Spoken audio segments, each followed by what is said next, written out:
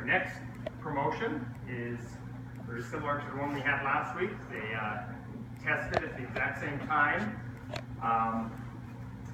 There's always an ongoing joke of who outranks who when you test the same time and you get the belt. What if you're awarded the belt first? Does that mean you're a higher rank?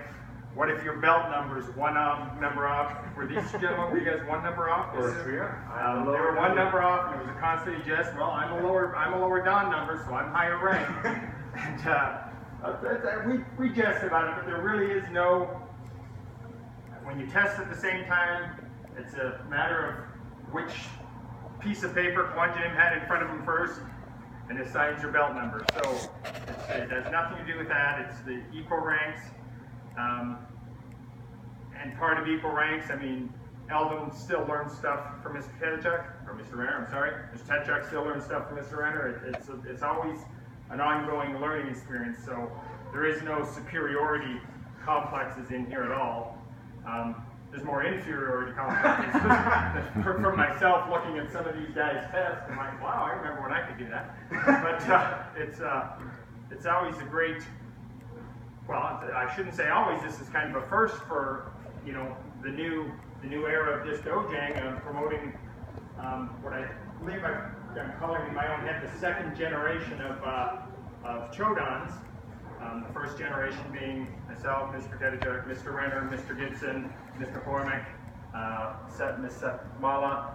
That was kind of a couple of years ago, and this is kind of the second wave coming in, and it's a huge deal for us as a dojang that we've continued, moved on, promoted, and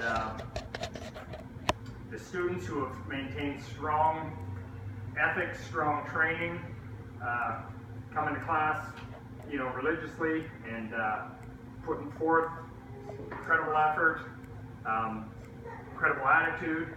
When parents come to us, and sometimes they'll come and say, "Oh, my kid's having a little problem with this at school or this at school," and that makes all of us feel really, good that the parents, entrust us to, maybe help them deal with something their child's going through, or maybe just talk it out a little bit with them, because kids don't always talk to their parents like they should. It's always they're more comfortable bouncing things off other people. But I'm getting off track here. This gentleman, Mr. Brady Nelson, has been coming for how many years, sir? 5 years. He's always super patient. He's never tried to push his way up the ranks. He's never, hey, I'm ready to test, or hey, I'm this and that. He's always just, this is what we need to do, Brady. He does it, and then he just moves right along. He happens to work for me at my business in town, and my entire crew just adores him, for lack of a better word. They're just, all the girls are like, he's so cute. Too bad he's so young. But he's just a really personable fellow. Coming into his own as an incredible young man. Like I say, between him and Kaylee and even Jack, the way they tested in front of Kwanjin, it's just like, I just sat back in my chair and said, yep, no worries here. And again, like I said before, Kwanjin went back and was doing other black belt tests in other areas of the country. And when they came to that last one-step kick, which is number 28, a scissors takedown, all of the dojangs he went to, they said, oh, well, we don't do that one. Fear of someone getting hurt, the fear of whatever it is. And Kwanjin said, well, they do it in Idaho, so do it. Of course, none of them have trained for it, so we're kind of on the map back east. That's what Master Finette always tells me. He says, oh, they're talking about you guys again, so that's always a big wow for us. At this time, like we did last week, I want to let the other senior black belts mention a few words about Brady, because this is a big day for him. It's a big day for us, a big day for his family, and we couldn't be more proud.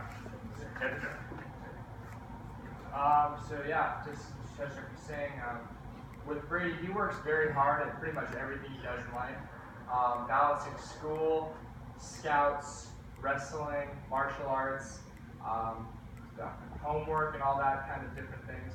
To be able to manage that in his time, how old he is very impressive. And he puts sufficient effort towards everything he does. He never really slacks on anything. He never says, oh, well, I'm tired from this, so I'll go half, as I would go on this. He's always there pushing it 100%, and I'm sure he sleeps very hard when he gets home. But he's always here for the kids' class. He is always here helping me instruct. This Goodman is. And you can tell already that he's a very good teacher. And at that young of an age, it's shocking to see how someone like that could be so different from the rest of society. The rest of kids his age doing whatever they're doing, and he just comes in, gets stuff done, works hard. The kids love him. They always want to spar Brady or work with Brady, and it's an honor to be here today with you, sir. So, congratulations. Thanks. I've had the pleasure of teaching and working with Brady for the whole 5 years. He took my weapons class right away.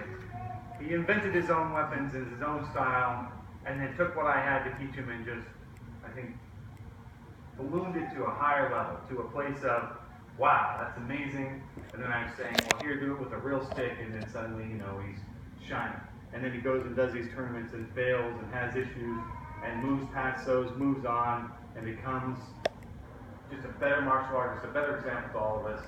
During the tests, the last few tests that we've seen, we're all like, when did you learn to do that? Or how does that hip? I haven't seen hip movements like that. And I'm like, the exact things we've been telling him to do, he's showing that that's how it's done. And they're like, we got so much to learn from him as a black belt, and his red belt tenure of teaching, helping, being the person that runs around. We all got to do that at certain points, and your attitude when you do that shows the attitude you're going to be as a black belt, which is to serve, to teach, to be an example, and to master, and I think he's done all four of those qualities quite well. Thanks. Sure, Mr. Gibson. I think Brady has a special responsibility in life, and I think it comes from his natural, innate, probably genetically wired sense of leadership.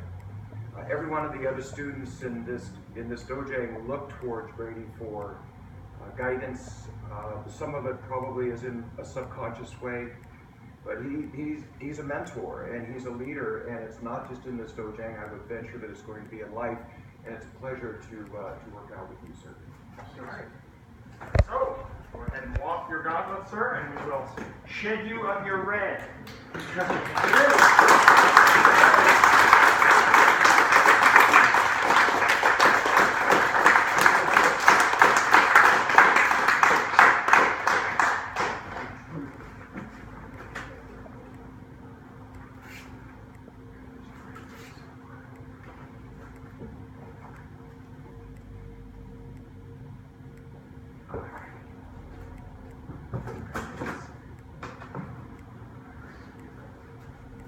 Remove that belt, please. Brady's gun number is 37812. That will be it for the rest of his days.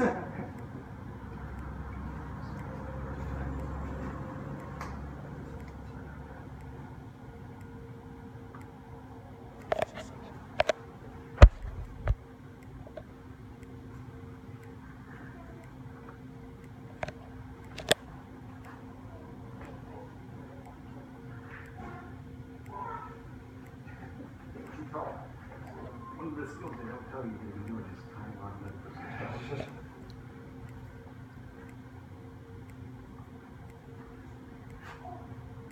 All right. Yeah. All right. Please welcome our new extraordinary.